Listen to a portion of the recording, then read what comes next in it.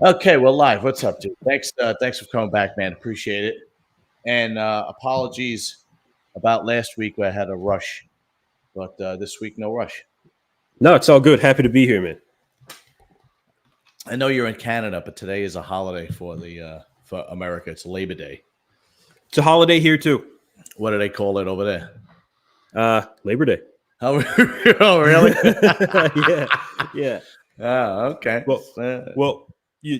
was telling you earlier, I traveled today, and I was not cognizant of the fact that it affects grocery stores here. So me and my dive crew traveled here, and all of us are like, fuck, like we got to find a restaurant that's open because we can't get to a grocery store. And two of us are fucking gym rats, right? So yeah, good luck. Yeah, it didn't work. It's fine. Let me see. Gas station protein bars. That's fine. I do that all the time. I do that when I'm on. Today, I had to go visit my mother in Staten Island, and it's about maybe 40 minutes away from me. And on the way home, I did that. I stopped and grabbed a couple of protein bars and went home and whatnot. But gym rat special, man. Before we get on to the question, I got 1, 2, 3, 4 questions. I don't have that many questions. Did you see that update of Derek Lunsford doing back today? Yeah, I saw it. Yeah. Dude, he's in the conversation for greatest back ever. I mean, it's unbelievable. Did you see that shit? That was unreal. It is pretty fucking nuts, man. Like, yeah, it's the same thing actually that you see every year from Derek, except just a little bit more. It's a little bit rounder. It's a little bit bigger. Just when you think it can't be anymore. Yeah, yeah, right. Like, come on. You know what's great about bodybuilding? And some people. Hey, what's up, Connor? Thanks for being here, bud. Hey, Connor, what's up, man? What is Canadian Beef Podcast? Oh, Canadian Beef? Oh, that's a podcast that's hosted by Robin Strand and Morgan McDonald, IFBB Pros. Okay. Yeah, I actually met Robin Strand when he did the New York Pro, I think about 2 years ago. Yeah, that was it. Yeah, that was a sick show, man. Yeah, his girlfriend is a sweetheart. I think it was his girlfriend. It was a real sweet woman. Yeah. Anyway, yeah. Okay, right. Yeah. What the hell are we talking about? Right, Derek. It was his insane fucking wings that he's got on his back. One thing that I love about bodybuilding that you might not be able to love, if you might not like it, but the one thing I love about bodybuilding is that it's like literally the only sport where there's no holes barred and you really could push the envelope as much as you can. Is it like, look, if you watch football, right, for example, there's a lot more restrictions on violent plays and roughing and so on and so forth. So you really can't get the idea of how much stronger, how much better these players can get. They might excel in other areas because they have to kind of maneuver around those laws in football. Same thing with baseball, same thing with basketball, right? But with bodybuilding, you just get freakier after freakier after freak. And I'm a huge fan of the freaks. Some people might not be, but I am a huge fan of the freaks. I mean, guys like Hadi and Derek and Samson, I just look like, Jesus Christ. I don't know. No, I agree with you, man. I do. That's one of the things that I love about it as well. There's no restrictions. You can do whatever you want. You can take whatever risks you want. There's nobody to tell you, listen, bud, I think you're going a bit too far. No, fuck that. There's none of that when it comes to the top of the top. If you think that it's going to give you that competitive edge to win, then you can fucking do it, Yeah, go ahead. Go right ahead, yeah. That's one of the things that I love. Like, there's just no holds barred, man. Whatever you want to do to get to the top, you can do it. And that's what separates bodybuilding from these other professional sports. Yeah, absolutely. And I don't know. I always loved the freaks. And I remember when I used to go to bodybuilding shows when I was a kid in my maybe early 20s is when I really started getting into like realizing who's who. Yeah. There was a certain feeling, the smell of protein. I don't know if you ever saw the movie Apocalypse Now.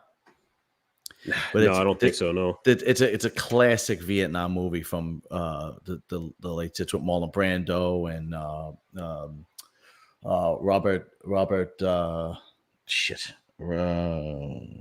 I can't remember the guy. He was in The Godfather, not De Niro, another other Robert. I forget his name. Great stars. And there's this scene. Martin Sheen actually is in it. And Martin Sheen wakes up in the morning of Vietnam and says, I love the smell of napalm in the morning. So I remember the first show I went to, I was like, oh, I love the smell of Protan in the morning. So I titled this live show, would Bob Chiarelli ever take an invite on my channel if I asked him? And that's because one of the questions that I got from Fran is the man, because Robert Duvall, that's right. That's Robert, it. Yep. Robert Nailed Duvall. it. Yeah. Thank you. Thank you very much. If you invite Bob Chick to your podcast, will you be giving him the low blinder treatment because he disrespected Phil? So I would say give him a worse treatment, man. He deserves a worse treatment. Fuck, man, that guy doesn't stop, dude. Yeah, I know. Okay, look, John, go ahead. I will reserve myself. It's okay. It's okay. I want the heat that you. All right. The honest answer is no. I would not. And the reason why I treated Low Blinder the way I treated him is because I had it was a personal issue, Even though Phil is a friend, I would not be as disrespectful to Bob. I've been doing my podcast, not the bodybuilding podcast, but I've been podcasting for almost 4 years. And Low Blinder was the only person that I ever treated disrespectfully because, like I said last week, he treated me disrespectfully, and I took that as insulting. So and then I became more angry as I thought he was not sincere. But no, I would not treat him. I would ask him tough questions, but I would give him the floor and I would let him speak on it.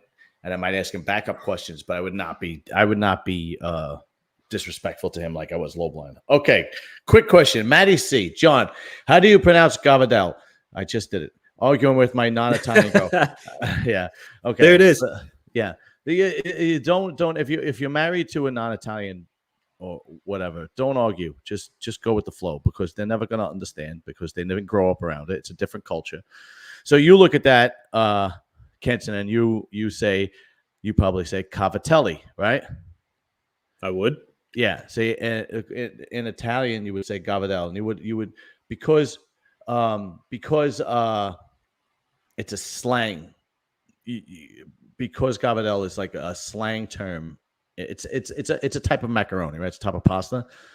Okay. But you would certain Italians, like maybe Napolitan or a Sicilian, don't pronounce it correctly, so it's passed down to generation, and each generation pronounces it the wrong way. It's kind of like how can I say it? In the United States, if you're American and there's a particular word that you say, I don't know, I'm like, let's say tomato and tomato, right? Let's say tomato is the correct terminology, and that would be the best pronunciation. But you say tomato, and then you move to another country, and that terminology is passed down from generation to generation. But it would really be Gavidelli, right? That would be, but we mutter it. Like Sicilians, Napolitan, they mutter it. So it would be Gavidel. But that's basically Gavidel, whatever. That's what it'd be. Okay. Isabel, fit rock star Terrell. Hi, Isabel. Have you ever invited him on? He would come on. No, I have never invited Bob Chiarelli on. Bob, I'm referring to. She's referring to. Yeah, I see. Okay.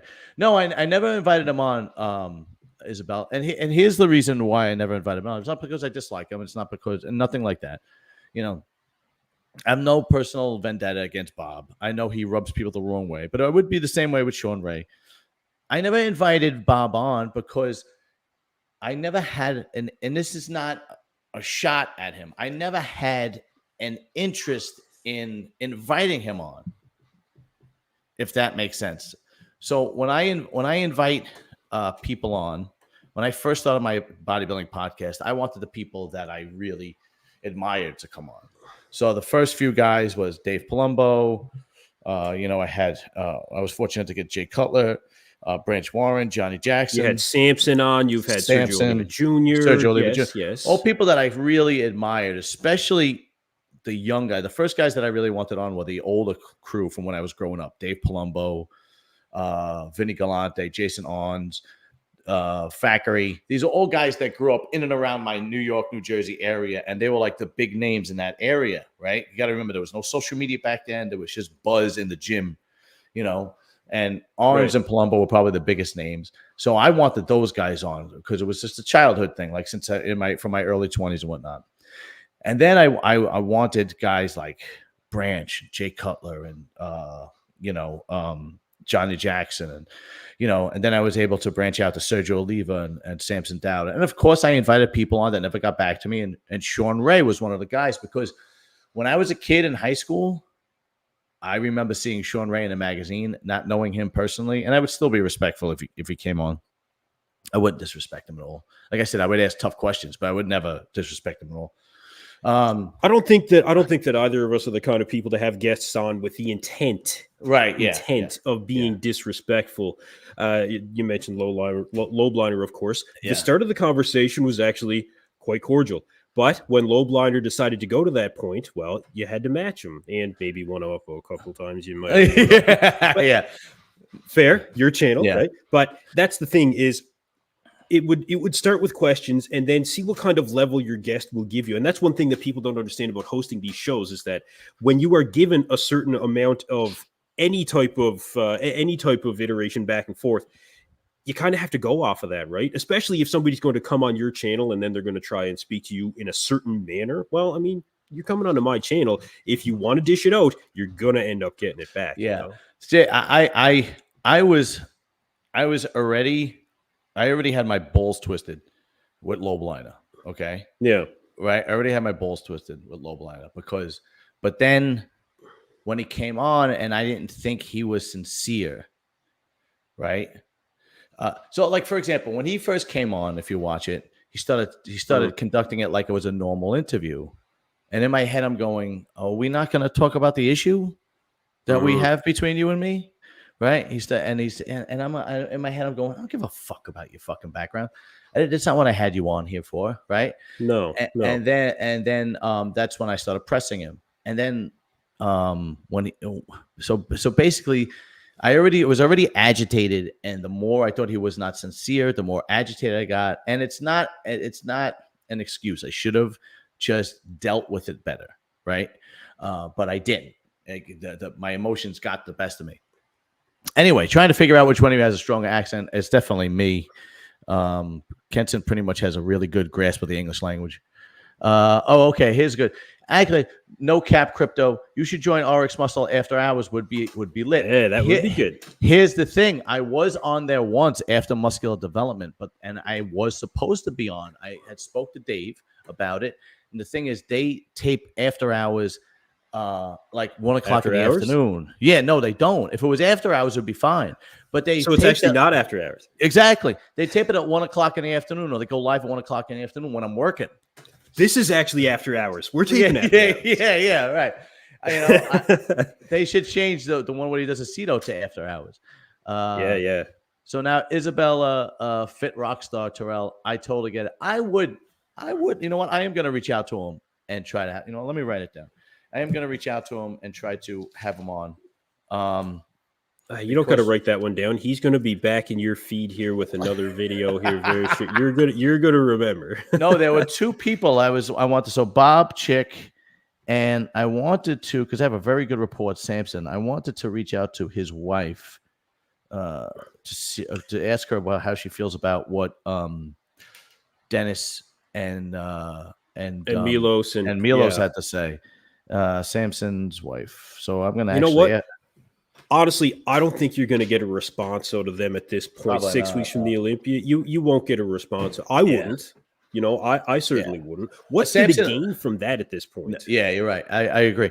Samson would come on after, because Samson I've had on 3 different times, and last year he came on right after the Olympia. He came on after he won the Arnold. Him and I have a great rapport. We have no problems whatsoever. Sure. But yeah. I am gonna reach out to Bob and see. What shocked me was how many fucking sponsors he's got. I know he's plugged in, right? Don't get me wrong. I know he's plugged into that world, but I was like, the first like 10 minutes he's going on about his sponsors. I'm like, how many sponsors does he fucking have? He only has 4,000 subscribers. Now I know I only have 1,600, but with my other channel, I have, close to 9,000. So man, I'm almost at 1 million views on my channel. I don't got a sponsor yet. Yeah, me too. And look, make it not saying that anybody should make your money, Bob. Make it, Oh, absolutely. Put it out there, dude. There's no but listen. I think it could have been condensed into maybe like a 2-minute thing instead of a 5-minute thing. yeah. So let's see. A lot of fucking sponsors. Yeah, tell me about it. Okay, so we answered his first question. Again, Fran is the man. So, this is a good question for you, Kenton. This one I'm going to give to you. Let's see. Fran is the man. Any diet health tips for people who work night shifts because they are fighting against the body's circadian rhythm? Oh, the circadian rhythm. Okay. Circadian. I apologize. That's that grasp on the English language. Yeah. Oh, I'm terrible. It's fucking horrible. So I have worked. No, I've worked night shift jobs before. I was working very early days at a Pepsi bottling plant. Actually, I worked on the production line there, putting crates of pop onto pallets and taking away a forklift. I also worked night shift as a correctional officer there for a portion of time. So this is something that definitely comes up, especially when night shifts are not something that are going to be. Well, actually, they would be fairly regular. You would do 4 night shifts in a row or 5 night shifts in a row. But when you're doing shift work, and especially when you're a new guy trying to get into certain places, you can just be taking night shifts when you're already on a day shift as well. These are all things that you need to account for. I think that when it comes to, like, say you've got a set schedule where you're doing night shifts, well, honestly, you don't necessarily have to treat it any differently than when you're doing a day shift, really. That's what I always tried to do is I wouldn't, and this is what worked for me. I wouldn't put so much of an emphasis on the fact of, well, I'm working night shift tonight, so I need to do something different. Well, no. Take your head out of it a little bit and realize that you're going to be awake for the same number of hours, whether it be nighttime or daytime. Train as you would, sleep as you would, eat as you would, and try not to focus so much on the fact that it's outside of what you are typically used to of being awake in the day. Like I said, you're up for the same number of hours. So just try not to overthink it when it comes to that. And if you are feeling like you need to make a change, whether it be with your energy or whether, and that's the other thing, calories expending, the expended calories is going to be the same as well. So all of these things, there's a lot more similarities to doing things in the daytime as there are when it comes to the nighttime when you approach it from a bodybuilding and a training perspective, right? Just don't overthink it. That'd be my advice. Yeah, I agree totally. That's exactly what I agree. If it's like one of those, like if you have to, like in my job, sometimes we have a night shift, and sometimes I have to fill in, right? They need somebody to fill in. Yeah, I've been there.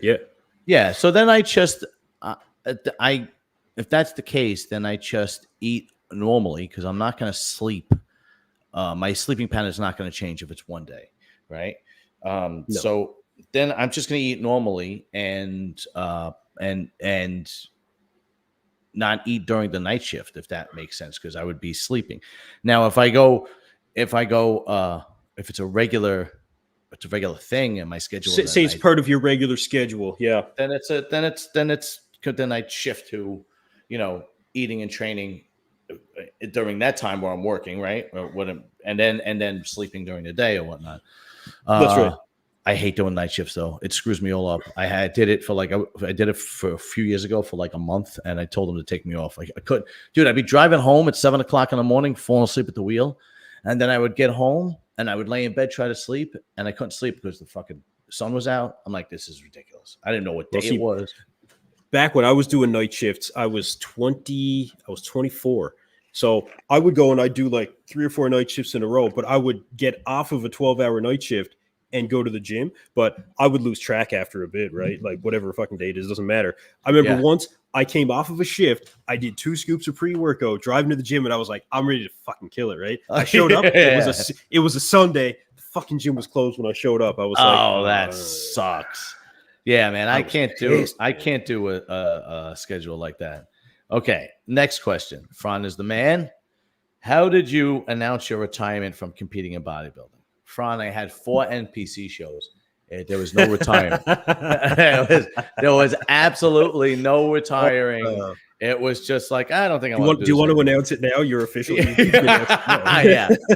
Yeah. As far as I'm concerned, the only people that should retire from bodybuilding are people who have made a career out of bodybuilding, like Phil Clayhar, or, you go down, or, when Guy Sistine, retired, or so on and so forth. Sure, yeah. Whatever the case may be, right? But even if you are like a competitive bodybuilder and you make it to the national level and you got to work, it's not. I don't look at it as retirement. You're just gonna stop this excessive hobby you got because you're not making a. I don't know. I don't think it's necessary to announce that you're gonna stop trying to get your pro card. Which is really what it comes down to, right? I mean, maybe at a family event or something, but that's the thing is, you're announcing your retirement. Well, who are you announcing to? And typically when you announce something like that, it is to stand on a certain ceremony. So a guy like Guy Sistine, where he said, this is going to be my last show, and they had a speech for him at the end of the show, and he was able to say a few things. Definitely a lot of accolades there, that makes sense to me. But otherwise, I mean, yeah. All right, last question from me, but then we'll go on to other shit. Last question. There's a question in the comments too. Yeah, we're gonna get to that. Yeah, definitely. Yeah. What is your equipment set up for your podcast? So I'll answer this and then you can answer it, Kenson. My equipment is this microphone, a laptop, and my ring light. That's it. In my man cave. That's my whole thing, dude. I do have access to a studio now, and I have not made arrangements to do it. You mentioned that. Yeah. I do have access to a studio now. I have not made arrangements to do a video there. I might do one. I might start doing one this Friday when I do the news on my other channel. Because I think that would be pretty fun, but I gotta talk to the guy and see if I could get it in. But what about you? You have any specific? Yeah, sure. For me, I mean, my typical setup is home. Well, my typical space is home. Right now, I'm like, we did a 6-hour ferry ride today, and we traveled to Port au Basque, Newfoundland here. But it doesn't look like it's necessarily any different than my home. But in actuality, this is where I am right now. I am in a hotel. Like this is where I'm at, right? But I set everything up in order to have that amount of consistency. So anyway, to answer this specifically, I have a 4K DepthTech webcam. I have a HyperX Quadcast S microphone. I have an NVIDIA Nitro laptop, and I use a program called NVIDIA Broadcast in order for me to have the couple of graphics that I have behind me and noise reduction, because dude, I've got 2 kids, 3 dogs. My desk at home is right near my washer and dryer as well, right? So I have the noise reduction software that I use for that. I decided when I started my channel that I was going to have the best possible quality that I could possibly get out of what I needed when it came to starting out, right? Mm-hmm. I didn't want to invest a lot of money into it, but you don't have to invest a lot of money into this stuff. You just have to be able to do some research, look at what, go on Amazon. You can order these things. Like Matt over at Muscle Discord, he has a HyperX microphone. He came to me there a number of months ago and he said, what kind of microphone do you have, man? So I told him, I said, this is what I have. And now that's what he's using, right? It's a great quality microphone. It was like $250. It's readily available. So those are the kind of things that I've got a cheap $30 ring light. Xavier Wills, he'll tell you the same thing, you don't need what you really need to be is the proper person to get in front of these items. That's what it really comes to. Yeah, and consistency. But you know what's funny is about the microphone, where Matt asked you what microphone you use. I asked Dave Palumbo, and he recommended Blue, which is the one. You've got a Yeti. Yeah, Yeti, right? The Yeti Blue, whatever the hell it's called. I started with a Yeti, and then I broke it, so I got another one. Oh yeah. I was actually recording that morning. I've seen those too. I was recording a video one morning because I used to have to record everything from my fucking truck, because before I figured out all this other stuff with noise reduction and space in my basement and stuff. And my microphone, I went to plug it in and it fucking broke, because eventually moving all these things around, microphones and cameras and things are going to break eventually. Yeah. I rushed out to Best Buy. I found the best microphone I could, and I came home and I recorded the video, had it out a couple hours later. You don't. There are podcasts or YouTube channels where people do it from their car.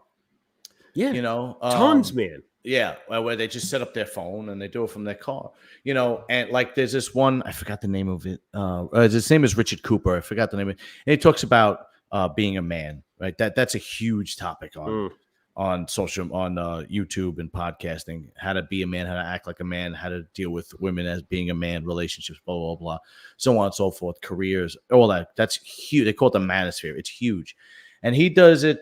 He does this part of his podcast or his YouTube channel called "Driving in Cars" or something to that effect. And he just sets up his phone in the car and he talks into the phone while he's driving, wherever he's driving, and he gets incredible views. And it's just tremendous views. Yeah. So you don't have to have a setup like Joe Rogan or Valuetainment. Obviously, that's they're great. Fantastic. That's nice. A dream. Yeah, right. That's nice. But my attitude is, I'm not going to do that. I'm not going to spend all that money until my channel could pay for it. Right? Exactly. There's another guy who does all mafia, true crime, organized crime stuff. What's the name of his? The Sit Down. I forget. Jeff Nadeau. He does the same thing I do in his house with a microphone and so on and so forth. He's got 80,000 subscribers. He's probably one of the number one guys talking about organized crime and so on. So he's got a really entertaining show. You know, I've had him on a couple of times. You don't really need much, man. You don't have to spend a lot of money. And what you really just need is content, discipline, and patience. And believe me, sometimes I run out of patience because it's like you're banging your head against the wall, putting out content, putting out what you think is great content. And it's like, okay, well, when is it going to break through? When is the algorithm going to break through? When is the algorithm going to break through? My other channel, the algorithm has kind of sort of broken through, if you will. And that's almost 4 years. Almost took me 4 years, you know, and this one is a year and a half old and I'm gaining some traction, but I didn't break through. I'm not Matt or, Desktop or anything like that. You know what I mean? What do you think breaking through is? What's breaking through for you? Everybody has a different definition of that. Yeah, basically when your video you put out, as far as I'm concerned, gets in the at least 4-digit number range with every video, with the very minimum a 4-digit number range with every video you put out, right? So like in my channel, when I do the news, and I understand why that doesn't break through because it's not the same algorithm. I do the news because I'm trying to brand myself. So I do the news on a show where I interview gangsters, bikers, and porno stars, right? But I also kind of want to do the news in this funny, fun way. That might get 200 views, but the porno star one will get 50,000 views, or the gangster one might get 10,000 views. So it's breaking through, and I get hundreds of new subscribers every month. But until like you, as far as I'm concerned, you yourself as a brand, and no matter what you put out, it breaks through. You know, like Joe Rogan could talk to a dolphin on his show and he'd get 1 million views, right? I mean, that's just the way it is. And that's because he's Joe Rogan. But anyway, next question from Maddie C. Have you guys ever tried Kratom? It seems like every pro is promoting it lately. All right. I've never tried Kratom. Easy for every yeah, okay, go ahead. You answer that because I had to look it up. Yeah, okay. It's easy for every pro to promote it right now because I Am Uprising is one of the major sponsors of the Olympia right now. So everybody is getting it, for probably pennies is my guess. And I guess to the question directly, no, I have not tried Kratom. I asked a couple of guys around about Kratom. I actually made a video about when Guy Sister Nino first started up his Kratom company and some of the controversy around Kratom as a bodybuilding supplement. For a lot of people, it works miracles, literally. People swear by the stuff like pre-workout or anyway, you got to do your research on it for one thing. But then you have other individuals, and it's no different than any other substance in that regard, where for some people it does not work. Hell, I saw Palumbo do videos in the past of a woman who was She was a competitor, not a bodybuilding competitor, but she was a professional athlete. And apparently she died from protein powder, you know? Oh, wow. So, I haven't tried it. And one, because it's just not readily available where I am either. I've always been a pre-workout guy, so I stick to good old-fashioned caffeine. Yeah, me too. Would I be against trying it? No, I don't think it's that dangerous or anything like that. But do I see myself using it on a regular basis? Without trying it, I would say no. You know, I would say probably not.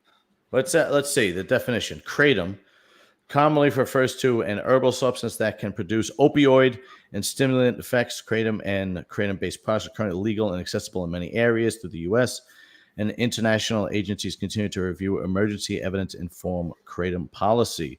While there are no uses for kratom approved by the U.S. Food and Drug Administration, people report using kratom to manage drug withdrawal symptoms, cravings, or especially related to opioid use, pain, fatigue, mental health illness, and IDA support, and conducts research to evaluate potential blah, blah, blah, blah. Okay. Yeah. Here's the thing. When something new comes out, I'm not the guinea pig. And I never was. It's not a new thing. It's not a new thing. It's just popular now. Right. I when something becomes popular, whatever, however, you know, I was never the guy. Okay. I was never the guy to jump on. I was never the trend follower. Do you know what I mean? Like. Yeah. Oh yeah. And especially when it comes to things like that, you have to put in your body. You know what I mean? Now, don't get me wrong. Like, you know, I use growth and testosterone, but those things have been, you know, tested and proven for, you know, tried, tested. For sure. Yeah, I mean, for decades at this point. But there are certain things that come out. What's the thing that Greg Doucette always pushes? It's another plant that supposedly increases your testosterone level, and I don't know. It's GO2 turkesterone. Yeah. I never heard of it until he talked about it. I'm like, well, I don't know how anybody listens to that guy. Not because the information sounds like his voice. Me, honestly, it sounds like bullshit. I don't think that there's. I don't see it, man. I don't see how something that is considered to be so natural in that sense. Yeah, turkesterone. Yeah, can have such a substantial effect. I don't care how many studies he has done. I just don't see it, man. John Bravo kind of opened up a can of worms on that and disproved it as it was. Yeah, that's right. I remember him talking about it. And you know what's funny is people will jump on steroids, anabolic steroids, whatever you want to call it. It just has such a negative stigma that people will jump on new stuff like SARMs or turkesterone or because they say it's safer. Right, exactly. That's why. And it's like you get all the benefits without any of the negatives. Yeah, guess that's what? Bullshit. It's possible. Guess what, bud? Life doesn't work like that, and bodybuilding doesn't work like that. That's right. And it's like how it works, man. It's like, you know, I was like, steroids have been around since World War II. It's like maybe before, you know, and it's like it's been studied over and over and over and over again, you know, but whatever. It is what it is. People just people don't want to pin, you know. I wanted to that's the truth. I wanted to ask you because we talked about Bob Chick and I had interrupted you. I wanted to answer the question, but I wanted you to give your opinion on the Bob Chick thing because you look like your head was about to explode when his name came up. It's just, it really does bother me because it is a lot of what he says, but it is just so much what he says as it is how he says it, and also who it is coming from. What kind of a quote unquote athlete's rep speaks of an athlete in such a way when these are the people that they're supposed to be representing on a public forum to speak of someone?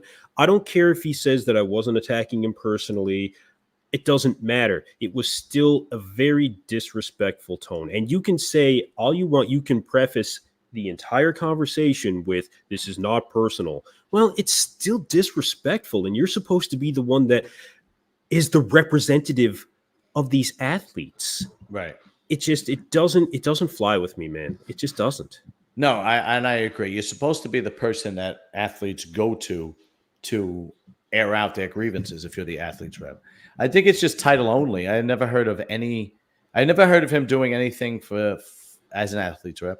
I've never heard of any athlete going to him for any issues as the athlete's rep. So I think it's just title only, to be honest with you. I mean, look, man, I have a union rep at my job, and like the guy went from being like very sociable and cool and everything to being so stressed.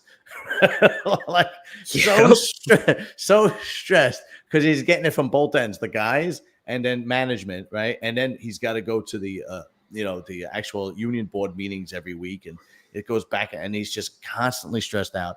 And I was like, I wouldn't want that fucking job, but but he's still trying to help people. Exactly. He's the one you go to when there is an issue, whatever. It doesn't matter, but it's just, I don't know. So I will say in fairness, Bob has claimed that years ago he was someone that championed the 212 division. He has spoken about things that he has done in the past when it comes to trying to increase prize money for shows. And apparently those were from conversations directly with the powers that be from the organization. I don't know who specifically, whether it was the IFBB or show promoters or what, but he has spoken in the past on his channel because that question has come up. What have you done? And so he has spoken to those things. Okay, that's fine. I would like to hear it from somebody that's not Bob. Bob did this as the athlete's rep, and it had this outcome, Yeah. Because as of right now, there's nothing except his word. Here's a good question for Bob as the athlete's rep. And if he were to come on, I would ask him this. Did he do anything when the IFBB tried to get rid of women's bodybuilding? Because it didn't seem like he tried to do anything when they tried to get rid of women's bodybuilding. And if it wasn't for Jake Wood, we probably wouldn't have women's bodybuilding right now. And look, I think that if you're really going to, I thought about this a little bit. If you're going to have an athlete's rep, I really think that you should have a rep for each division.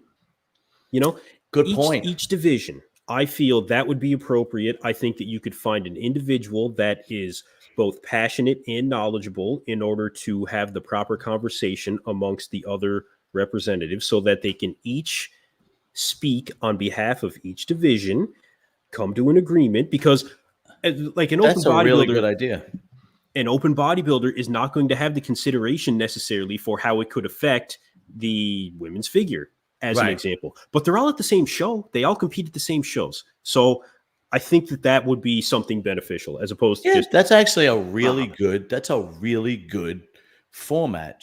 That's basically the same format as any other union, right? You have union reps, and then you have a board that represents each part of the union. And then you have monthly meetings, bi-monthly meetings to discuss the problems and issues and how you're going to address them, newsletters, emails, meetings with the athletes. This is what happened when I went to the meeting. You don't have to have an actual in-person meeting. You could send out an email. You could have a Zoom call with whomever wants to join the meeting, and then you can give an email of what happened during that Zoom call with your athletes that you represent. This, they're not going to change anything unless there's a significant stance, right? And there's not going to be a significant stance because people want to compete. They take advantage of the love and the passion for the sport, and people are going to continue to compete. People are going to continue to want to bodybuild. And if there's not an effort to join, then it's never going to happen. I hate to say it, but Big Phil, what's up, dude? Hey, what's up, Phil? Yeah. So it's unfortunate. I don't see it changing anytime soon. I said this. I said this. This would be very easy as far as I'm concerned.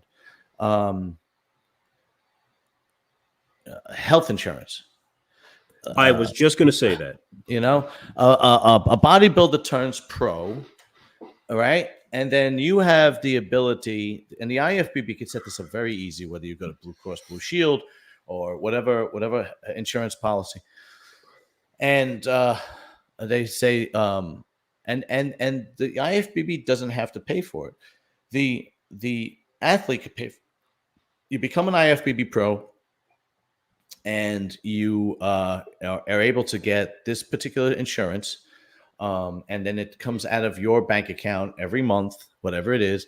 You pay for it, but so at least these people have health insurance, and the Blue Cross Blue Shield would have no problem putting it together as far as the collections, as far as keeping records, because they do it at my job, right? I just don't pay for it because I'm a New York City employee. But most companies do that. They pay for it. It comes right out of their check every week. And then that's what we do here for my divers. And I don't think, let's see, Isabella said Bob had health insurance years ago. Did he really? What, Isabella, what actually happened? How come I do remember Bob speaking about that as well. And like I said, get credit where credit is due if that is absolutely. The case. But it certainly didn't continue. Perhaps the framework was not there in order for that to continue when it comes to the agreement among athletes, because there's plenty of framework that you can refer to when it comes to setting these things up. I think that there needs to be a base first that you could look at when it comes to look at other sporting organizations that operate, on this level, even globally, not even necessarily globally. The NHL, they have a players association. Major League Baseball has a players union. Perhaps that there are certain aspects of those organizations that could be used as a framework for athletes within the IFBB, because really, I think that that's probably one of the next steps that needs to take place, because bodybuilding right now is still kind of the Wild West. It's the outsider thing, and it's never going to be a mainstream thing. That's well understood by the masses in bodybuilding, but it still tries to operate as and I think that it does pretty successfully to an extent as a professional, reputable organization, which is respected around the globe. But now it's at that point where I think that the money is increasing. So I think that the athletes really need an amount of representation and have these opportunities to look after themselves. Yeah, because if you could have a company with 20 employees that gets health insurance, you could do it with the IFBB. There's no question. Sure. Isabel, if you either hit me up on Instagram, Serious and Silliness on Instagram, or email me, John_Olivia at Yahoo. My other email is unclejohn1201@gmail. I'd like to see if you know Bob, maybe the three of us could go on my show together and discuss it, or if you want to come on and discuss it. You seem to know a lot about it. But the easiest way to get in touch with me is Instagram, Serious and Silliness on Instagram. I'd like to see. You seem to have a pretty good grasp on what's happening. Maybe we could have you on and talk about it. What the hell else were we going to talk about? Okay, so Derek's back getting into bodybuilding is insane.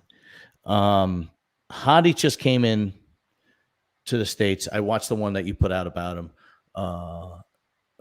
First of all, I know last time I was kidding and I was like, yeah, my friend and whatnot. That's what, but the truth of the matter is you do put out a good product.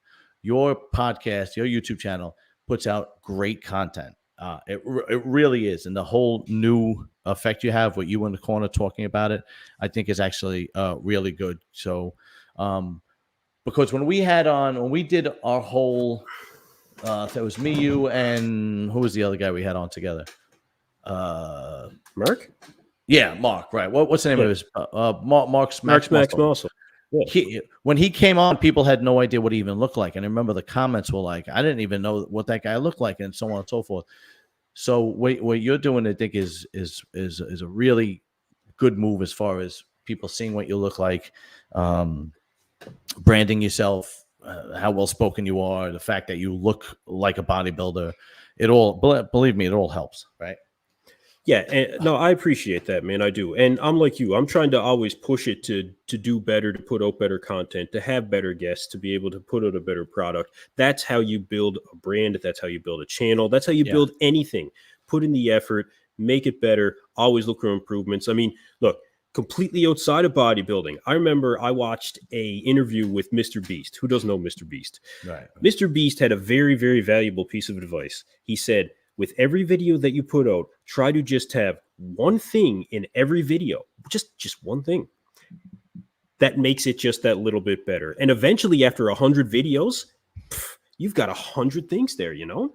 Right. Absolutely. And there's multiple reasons why I wanted to change my format. One of them is so that I can keep the audience engaged. The other is so it's easier for me to edit. The other thing is so I feel like it's more genuine content. You know, I'm not going off of a note or scripts or anything like that. Right. It's just me. It's my opinion. And I don't want to overthink things either, because I'm sure you've been there too. You know, you can overthink a video and I don't know about this or that. Yeah. Put it out there. People know you, people know me, and your audience knows what to expect as well, right? Right. So it's all about just pushing that envelope. And I've been getting good views too, even since I switched over. Like you were saying, anything where you consider doing like 4 digits per videos, man, I've been hitting that for a while, and it's great. But good. See, I'm still trying to push it to get to that. I'm almost at 1 million views with the channel. Next step is going to be 10,000 subs. That's what my next goal is going to be. I'm at fantastic, bro. Congratulations. It's all fantastic. Yeah. Look, we're me and you started the bodybuilding thing in around the same time, right? We're both growing together, and this is one thing that didn't exist. I will say that, and for everybody watching out there, it's absolutely true. These things did not exist when it comes to collaborations and podcasts amongst YouTubers before guys like me and you came along. It didn't happen, man. What? No, you're right. What year did you start yours? I started mine. It was November of 2022. Okay. So yeah, I started mine January of 2023. Yeah. Yeah. Oh, okay. Cool. People must like you a hell of a lot more than me. Well, I try what I try to do is I try to adjust my personality, if that makes sense, but not adjust my personality. I try to engage with the comments and see what I did wrong, and I try to look at the video and see what I did wrong, and then adjust accordingly. Like for example, when I interviewed Low Blinder and it turned into a shit show, I'm like, all right, well, what can I do? Well, I can make fun of myself. That's what I could do. And I put up the top 10 most insulting comments from the Low Blinder interview, you know? And I don't know if it worked, but in my head, I'm thinking to myself, well, if a guy just got his ass handed to him and then was able to laugh about it, you kind of would gain a little bit more respect of him. But did you watch that by any chance? The top 10 most insulting comments? I did, yeah. Which one was your favorite? Some people said I should have had number 6 as number 1. Actually, Phil's wife said I should have number 6. Number 6 was Did she? Yeah. Number 6 said was this watching this was kind of like masturbating with a cheese grater, slightly amusing but mostly painful. Well, see, this is just it. You're not going to be everybody's particular cup of tea, right? Yeah, but you've said that from the start, man, you know, and you're putting your genuine self out there. Palumbo's a little rougher on the edges too, man. He's he's worn down a little bit in the past. Palumbo had his back and forths with Bob Chick. You ever see them videos? Yeah. They were awesome, man. They were awesome, you know. They had a beef over some girl, right? And not the whole thing, but there was a girl. Yes, part of it was apparently a girlfriend that Palumbo had or something, and Bob tried to throw it back at him or some nonsense. Chick was like talking shit about him to her or something to that effect. I don't know. I don't remember the whole. What does story. that have to do with anything? Like, why even bring that up? You know? Yeah, really, it's just ridiculous. Come on, man. Yeah, I think Palumbo was trying to point to Bob's character, you know. Well, like that's easy to do. Yeah, that's easy to do. But apparently. But no, that always bothered me. Like if like on a personal level, on an intimate level, like before I was dating, right? I would 6 all day. Yeah. If I was talking to a girl and then some other guy or that knew I was talking to tried to talk to her at the same time, that used to fucking drive me crazy. It's like, dude, that's like the number 1 rule you don't do. I don't get it, you know? Yeah. And it would drive me nuts. I remember there was this one time, this is a long time. It's about the views. Yeah. There was this one time, long time ago, man. This was before I met my wife. And there was this really pretty girl at the gym. Really. And this was, I think I was living in Staten Island at the time. And I went over to talk to her, and we were talking, and she was smiling and being friendly and whatnot. And I don't get that very often. So we were kind of flirting and talking, and I was about to say, are you coming here tomorrow or whatever?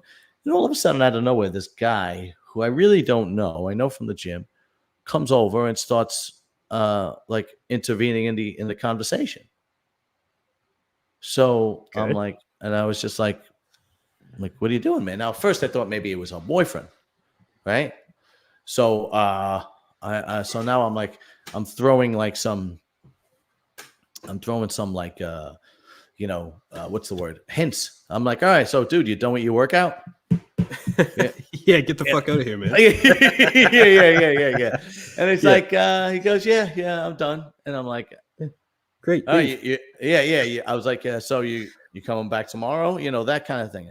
And finally, I had two friends that I knew from the gym that were looking, and I left as I was getting aggravated. So I walked away, and I went over to those two guys. I'm like, you believe that motherfucker just? So now all three of us are looking at him, right? So, so I see the girl like the next day, and I said, "Was that your boyfriend?" She goes, "No, it's just the guy I know from the gym." And I'm like, eh.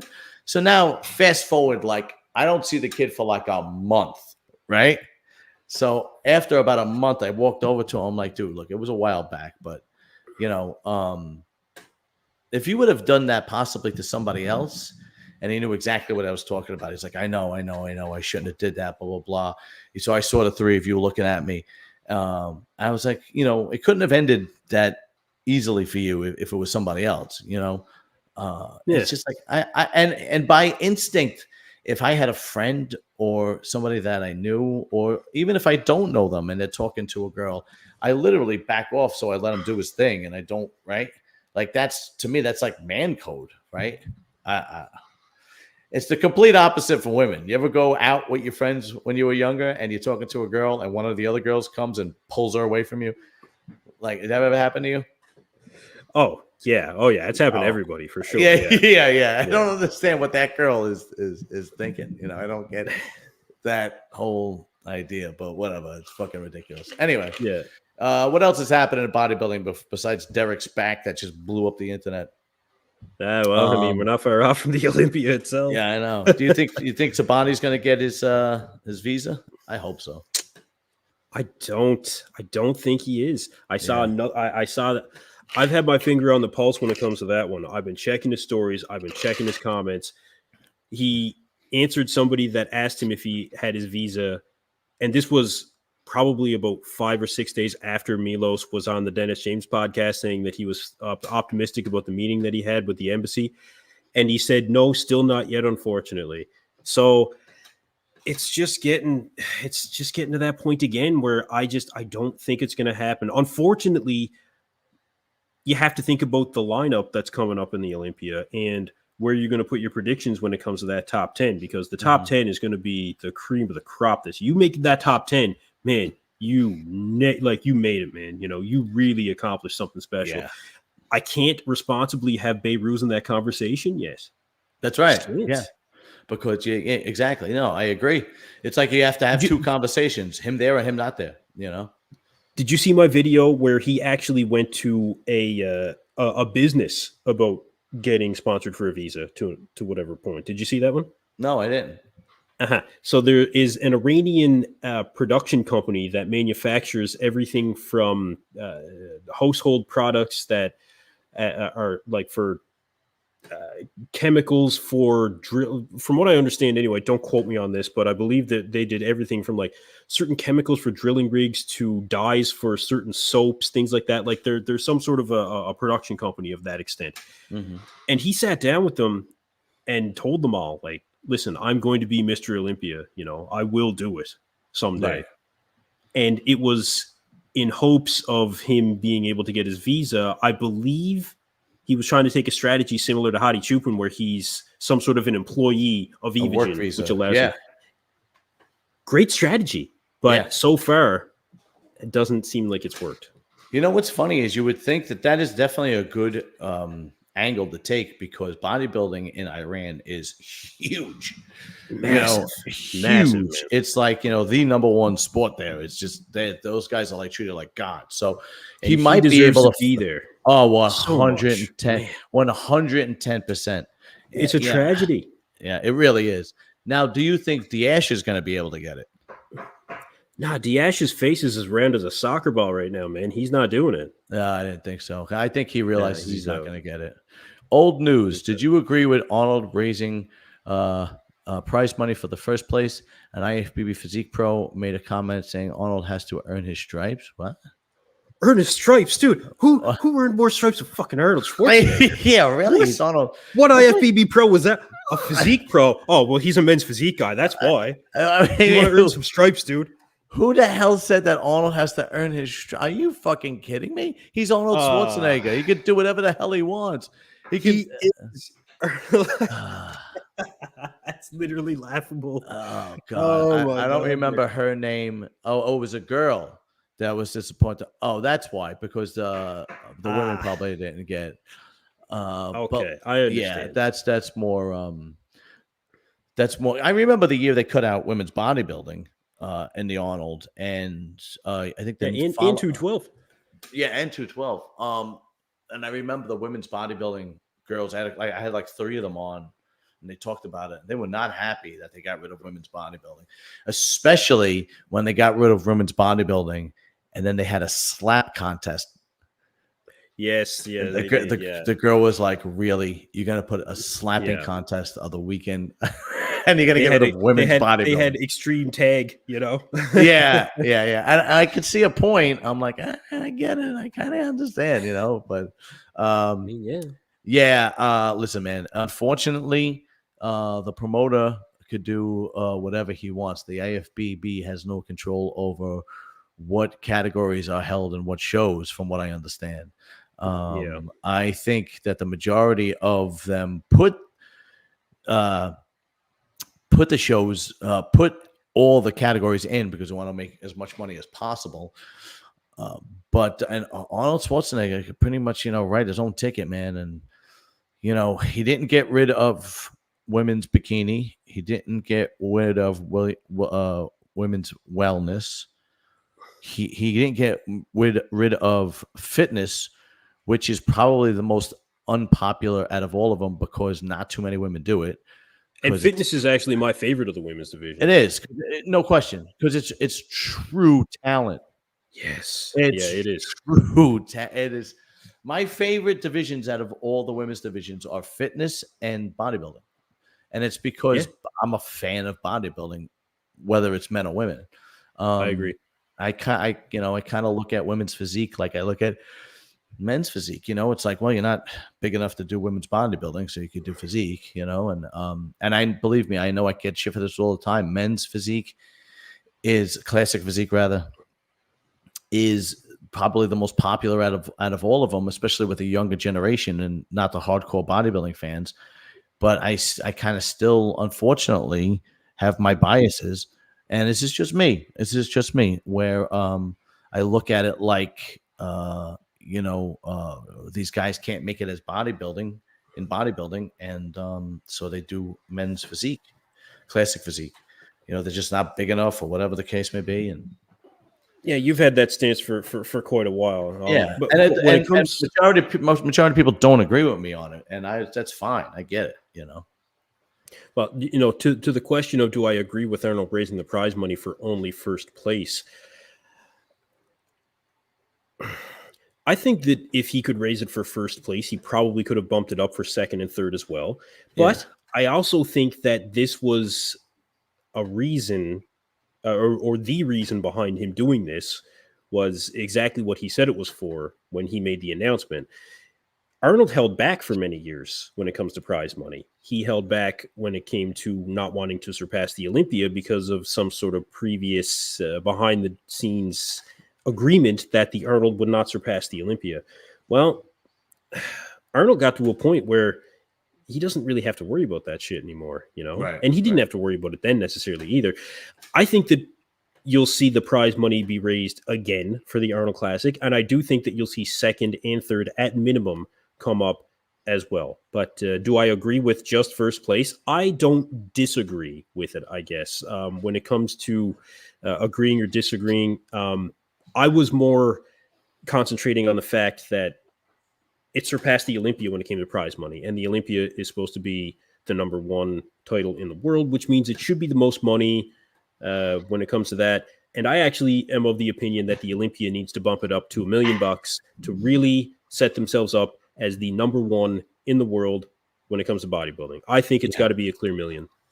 Yeah, I agree with the money, but I don't think offering more money will make a bodybuilding show #1. I think the way the Olympia is set up makes it #1. Well, what I mean by that is you have to win a pro show in order to qualify. Where the Arnold is invite only, and they could invite whoever they could invite anybody they want.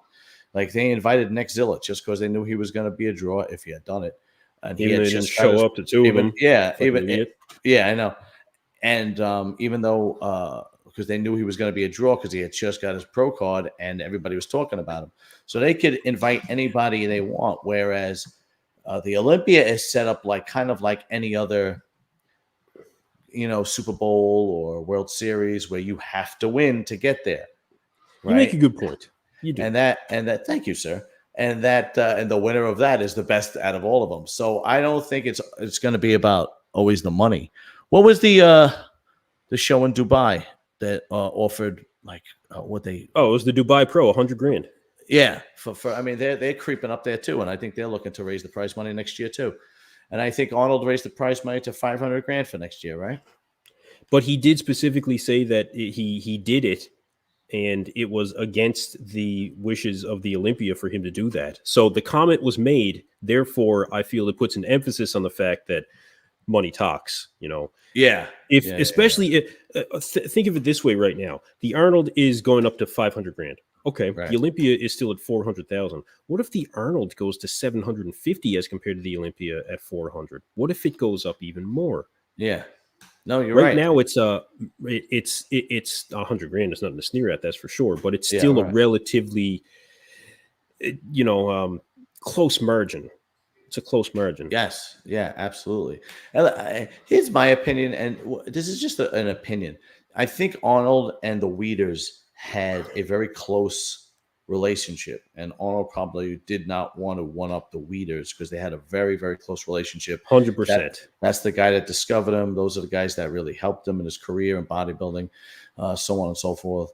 And I think once he died, then Arnold was like, I really don't have to I could pretty much do whatever I want now at this point with the show. That's my opinion. I agree. Yep, I agree. Because they were really close, too close at one point. Where especially especially in the early '80s when Franco Colombo won. It's like, I don't know about that one. I'm going on there, yeah. Yeah, exactly. All right, brother. Listen, much love, much respect. Everybody go to EP09. It is a fantastic bodybuilding news show. He's got his finger on the pulse like nobody's business. As far as I'm concerned, it's better than Nick Strength and Power. Go there, subscribe, and subscribe to this fucking channel too, man. Shit. All right, bro. Of course. I'll talk to you soon. I'll hit you up tomorrow.